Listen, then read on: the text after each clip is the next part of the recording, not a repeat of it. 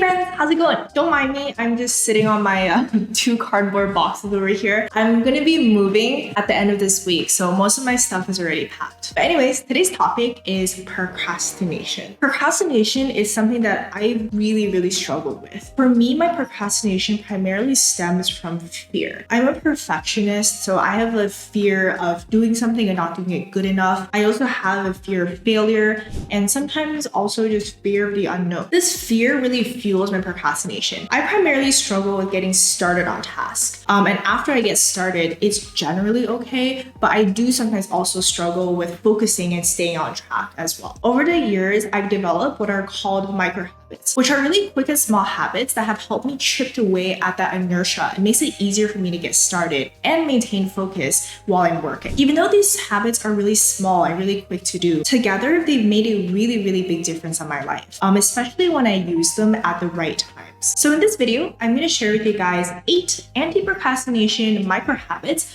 that have truly changed my life. Number 1 is to start working on big things at the end of the day. Previously, when I had a really big, scary project I had to do, I would always wait until the morning of the next day to get started. But over time, I've developed this habit of getting started on that project at the end of the day. When I say getting started, I literally mean getting started. Just taking like 5 minutes to familiarize yourself, like with the code base, for example. Looking at what it is that needs to be done. Or even better, just doing a very small task. Like for me, oftentimes I would be starting an analysis, and what I would do, I would just write like 1 line of code, and that's what I consider getting started. It doesn't take more than 5 to 10 minutes to do. This helps a lot in dealing with the fear of the unknown. Just by taking 5 or 10 minutes to familiarize myself with what needs to be done, that fear kind of subsides because what was previously unknown becomes known. And the next day, when I really get started working on it, it's a little bit easier. Number 2 is to start with the hardest task first. There's a quote from Mark Twain, which I will read for you guys. If it's your job to eat a frog, it's best to do it first thing in the morning. And if it's your job to eat 2 frogs, it's best to eat the biggest one first. This is also a concept that was more recently popularized by the productivity guru called Brian Tracy. In this case, the frog is the most impactful and the most important task of the day. Willpower is like a muscle. Usually in the beginning of the day, you feel the most well rested because you haven't had to expend any willpower yet. Once you get started and finish the hardest thing that needs to be done that day, everything else just feels so much easier. It also feels really good because you already accomplished the most important thing that needs to be done. You kind of like set yourself up for success for the rest of the day too. I find that this is especially good when you couple it with the previous micro habit that I mentioned, which is familiarizing yourself and starting a big project at the end of the day. So the previous day, at the end of the day, you would have familiarized with what needs to get done and you just get started on that project. So the next morning, you can really just dive straight into it and start working on that biggest, most important, most impactful task. Number 3 is the 2-minute rule. You might have heard about this from productivity gurus like Ali Abdaal, Thomas Frank, and just a lot of other YouTubers who talk a lot about the 2-minute rule. The 2-minute rule states that if something can be done within 2 minutes, to just do it immediately. Have you guys ever experienced this thing where there's like something that doesn't take a lot of time, but you just really don't want to do?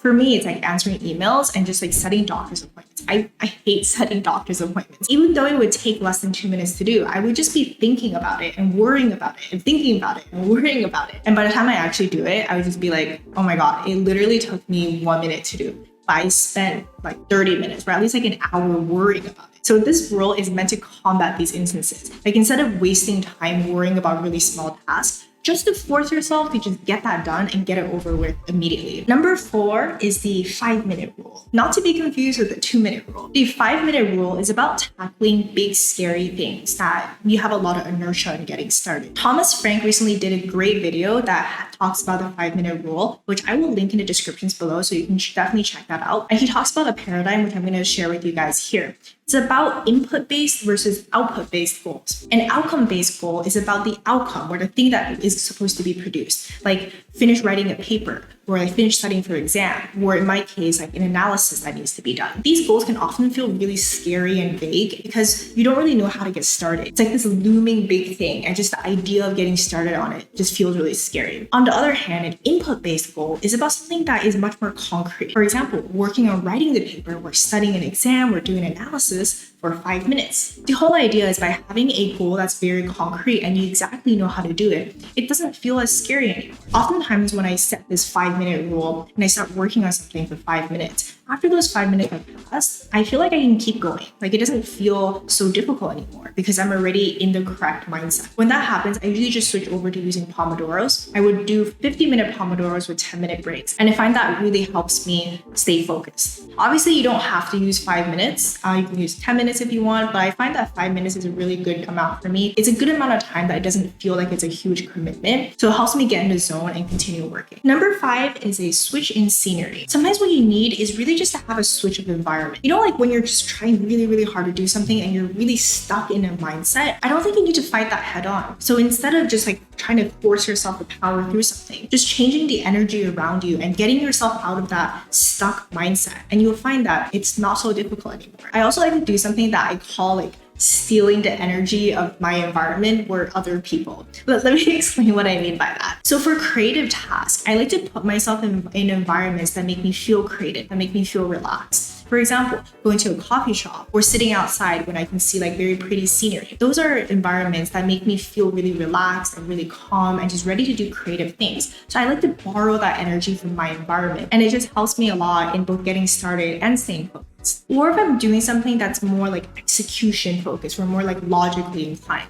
For example, when I'm doing like an analysis, for example, when I'm trying to code something, when I'm trying to study for something, then I like to go into environments that are more conducive towards those tasks. For me, the best place by far is the library. I see all these books and I see all these people who are also studying, and I feel like I can almost like steal their focus and just let that environment surround me. And then it's not so difficult to also just get into it and just get started working. Number 6 is to leave slightly valuable objects in public places. This kind of sounds a little weird. But let me explain. So, I would often go to different environments where, I get fueled into working on a specific task, a coffee shop or a library. And then after I do that, I would be like working there for a while, right? But I would have to go and get lunch, or maybe I would just have to like go and get something and grab something from home. And the issue with me is that once I leave that environment, then my procrastination just kicks in, and then I just want to go home and lay in my bed and do nothing. So what I would do is I would leave slightly valuable objects, or like objects that are not valuable to other people but are valuable to me.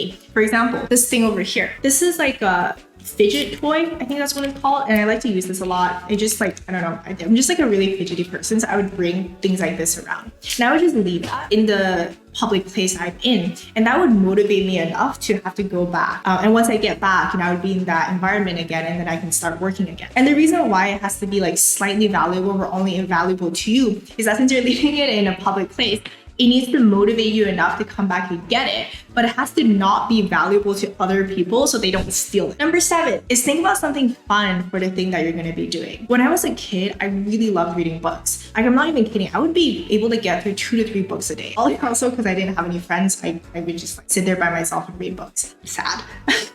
But I found that when I got older, especially when I was entering end of middle school and high school, then we were forced to read books for literature class. And then when I found that when I had to do something because it was for school, it just made it not fun anymore, which is really sad.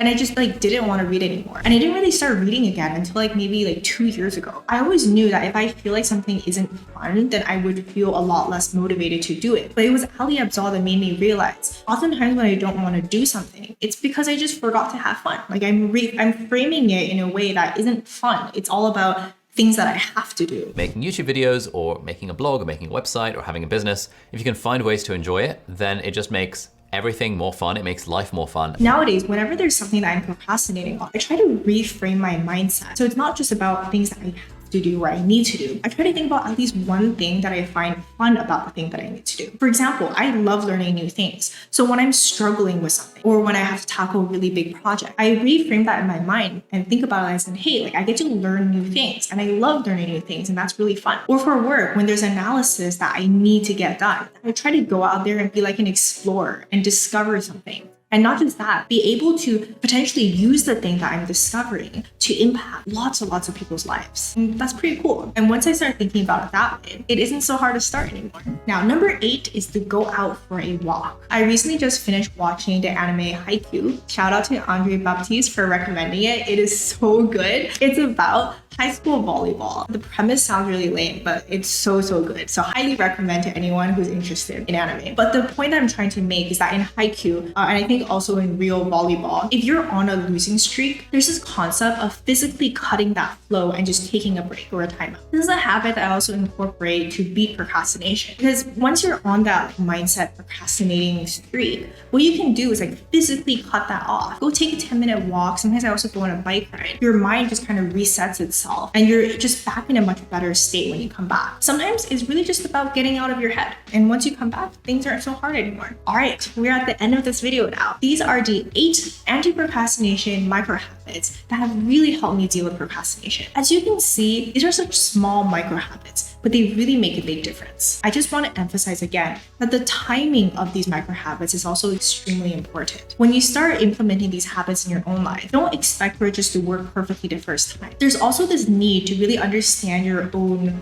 internal state and know when it is to use each habit. That's something that will get better over time the longer it is that you do these habits. All right, those are my 8 anti-procrastination micro habits. I hope you found this video helpful, and I will see you guys in the next video or live stream.